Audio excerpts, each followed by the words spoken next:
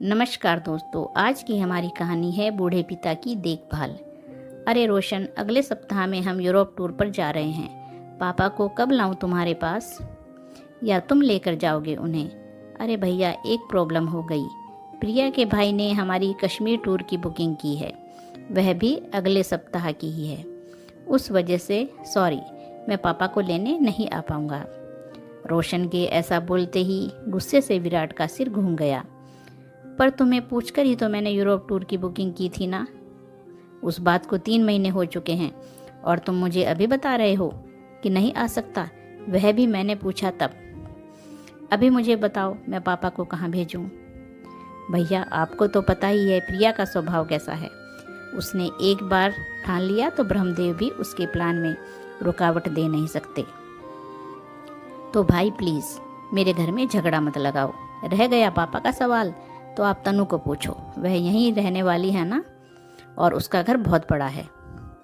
अरे लेकिन उतने में फ़ोन कट गया। विराट ने गुस्से से मोबाइल की तरफ देखा। रोशन का यह हमेशा ही रहता है। शादी होने के बाद से कभी भी उसने माँ पापा की तरफ ध्यान नहीं दिया। सच कहें तो छोटा होने के कारण वह माँ पापा का सबसे लाडला था, पर माँ पापा को उसने कभी भी अपनी जिम्मेदारी नहीं माना। 2 साल पहले माँ कैंसर से मर गई, पर उसकी बीमारी में एक भी पैसे की मदद उसने विराट को की नहीं। पिछले साल पापा को हार्ट अटैक आया, पर जैसे अजनबी इंसान की तरह हॉस्पिटल में पापा को मिलने के सिवाय उसने कुछ भी नहीं किया। उसने पापा को तनु के पास रखने के लिए कहा था, पर तनु के बारे में विराट संकोच कर रहा था। तनु उनकी छोटी बहन थी, 1 नंबर की लालची और स्वार्थी औरत थी। माँ थी तब माँ से मीठी मीठी बातें करके अच्छी अच्छी साड़ियाँ गिफ्ट लेती थी। परिस्थिति अच्छी होते हुए भी पति को बिजनेस में चाहिए ऐसे बोलकर उसने माँ पापा से 10-12 लाख ले लिए थे, पर वापस देने के लिए सोचती भी नहीं थी।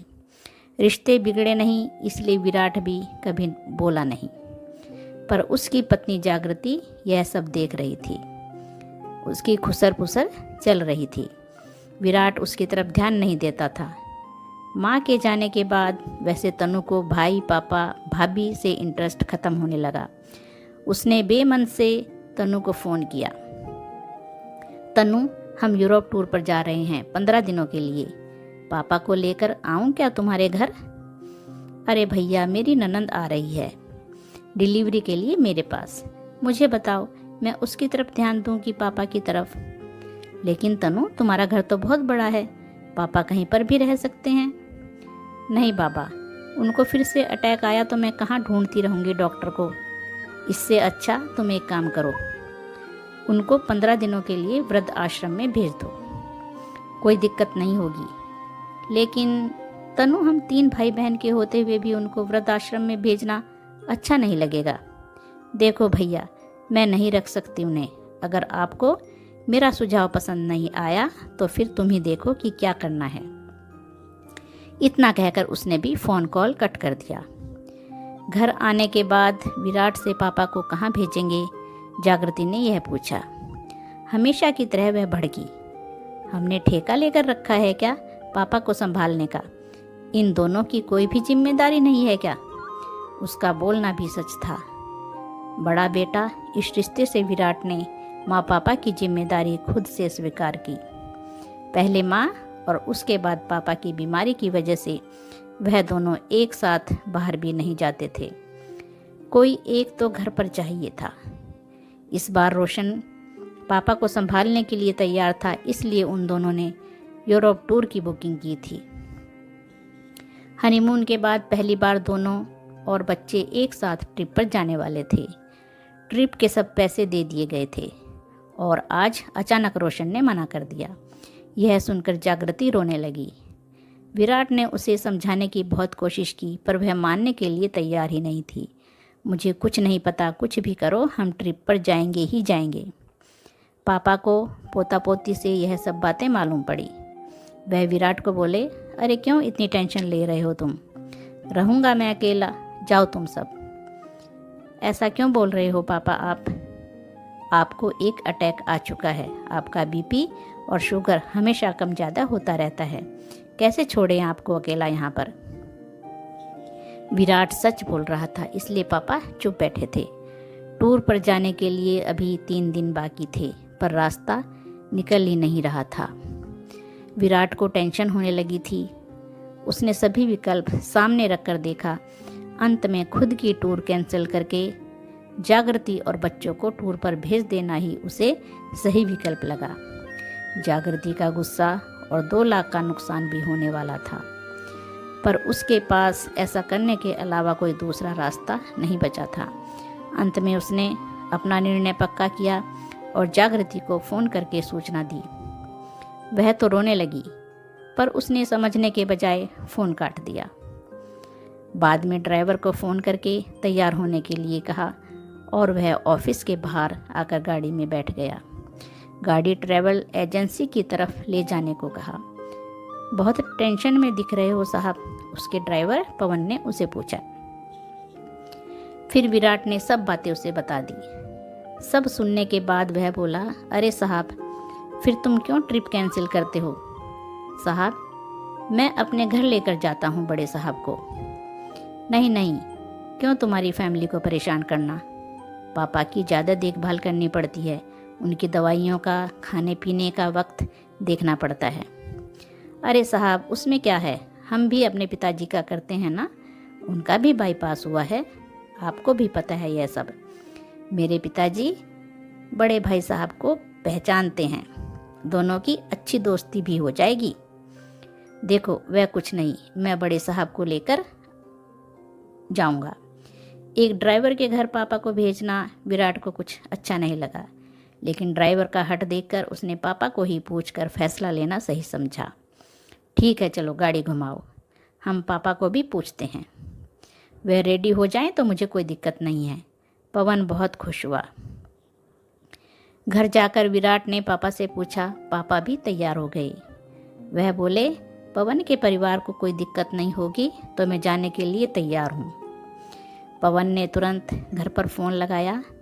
बोलना ख़त्म होने पर वह खुशी से बोला, सब तैयार हैं, मेरे पिताजी को तो बहुत आनंद हुआ है। टूर के दिन पवन बड़े साहब को लेकर अपने घर गया। बाद में उसने विराट और परिवार को एयरपोर्ट पर छोड़ आया।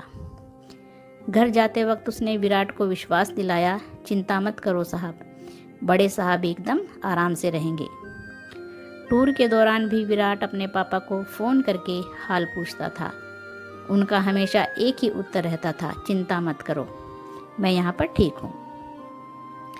16 दिन बाद पवन उनको लेने के लिए एयरपोर्ट पर गया। विराट ने पापा की पूछताछ की। मज़े में हैं बड़े साहब, बहुत धमाल की दोनों बूढ़ों ने, पवन बोल रहा था। वह सुबह उठकर मॉर्निंग वॉक पर जाते थे, फिर दिन भर पत्ते और शतरंज का खेल खेलते थे, फिर शाम को मंदिर में जाकर भजन कीर्तन सुनते थे। उनकी तरह ज्येष्ठ नागरिकों के साथ चौपाटी पर बैठकर बातें करते थे। 3 दिन पहले बड़े साहब को थोड़ा बुखार आया था, शुगर भी थोड़ी बढ़ गई थी। फिर उनको अस्पताल लेकर गया, अभी वो एकदम ओके हैं। हमें छोड़ने के बाद लेकर आना पापा को घर पर, 1 दिन रहने दो ना साहब, उनको उनकी बीमारी की वजह से उनकी मेहमान नवाजी रह गया है। अरे अभी क्यों करनी मेहमान नवाजी, इतने दिनों तक तो तुमने उन्हें संभाला, वह क्या कम है? ऐसा क्यों कहते हो साहब, अपने घर आने वाले मेहमान को मेहमान नवाजी किए बिना कैसे भेजें? और यह मैंने संभाला, ऐसे बोलो मत, मैंने कुछ ज़्यादा नहीं किया है, बड़े साहब ही अच्छे से रहे हमारे घर। अच्छा बाबा ठीक है, ऐसे बोलकर विराट ने उसे हाँ कर दिया। दूसरे दिन शाम को पापा घर आए, बहुत खुश दिख रहे थे। उनके हाथ में एक थैली थी, पैंट शर्ट का कपड़ा, टॉवल और टोपी थी। वह देखकर विराट बोला, अरे इसकी क्या जरूरत थी पवन? कैसे नहीं साहब, बड़े साहब को ऐसे ही भेज देता मैं। उतने में जागृति ने विराट को अंदर बुलाया और कहा, सुनो जी, उसका एहसान मत रखो, 5-10 हज़ार उसे दे दो। विराट को भी सही लगा। पवन के घर जाकर उसने 10 हज़ार उसके हाथों में दे दिए। पवन ने उसकी तरफ आश्चर्य में देखा और फिर वह 10,000 उसने विराट को वापस कर दिए और बोला, यह क्या है साहब?